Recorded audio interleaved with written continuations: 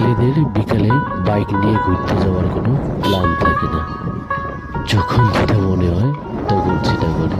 কারণ ছেলেরা বিকালে বাইক নিয়ে ঘুরতে একটু বেশি পছন্দ করে। তাই আমরা একটু আসলাম রেস্টুরেন্টে চা খাবো, দেখি কি অর্ডার করতে পারি। আমি বিকালে একটা বা দুটো রুটি খেয়ে নিই, কারণ রাত্রে ভাত খেতে একটু লেট হয়, সেই জন্য আমি অর্ডার করলাম একটা রুটি। আর আমার সঙ্গে আছে রাতের অর্ডার করলো চিকেন পকোড়া হাফ প্লেট। শেষ নেই আমার